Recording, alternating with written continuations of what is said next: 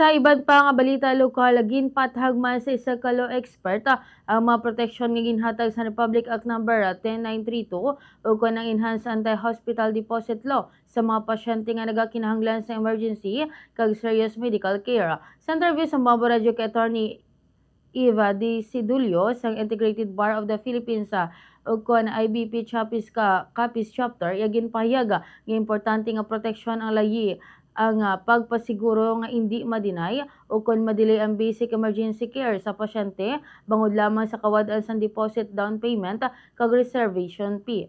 Sunog kay Sidulio, hindi buot silingon na sini nga libre na ang tanan nga treatment bangod ang no deposit hindi nagakahulugan sang no bill. Payag pa niya, kung wala sa nagakaigong equipment, specialist o kon medical capability ang hospital para sa kondisyon sang pasyente, mahimo ini nga i-transfer sa iban nga mga medical facility nga may kapasidad sa pag-atipan sa iya kondisyon. Samtang mayara man sa legal nga accountability ang hospital officials, medical practitioners kag employees nga magalapas sa mga probisyon sa nasambit nga layi. Dugang pa sa natungdan na importante man ang kabuhi sang tawo, labaw sa bisan ano pa nga butang, gani nagakatabat nga hatagan sang husto nga pag-atipan. Yari bala pamatian tanangin kabahin sang payag ni Attorney Eva D. Sidolio sang Integrated Bar of the Philippines Capiz Chapter. Sa simple nga pulong o kung sa aton sa hiligay nun, bawal gidya ang aton nga mga hospital or medical clinics or medical personnels nga mag-demand anay sang deposito sa isa ka ospital, no?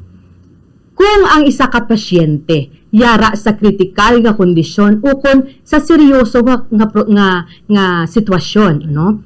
So, hindi pwede nga bayad ka mo anay 10,000 pesos before we will do the immediate nga procedure or immediate emergency care nga dapat nagakaigo sa aton nga pasyente. Under RA 10932, there is no distinction. Wala sang distinction, meaning to say, this law will apply to public and private hospitals.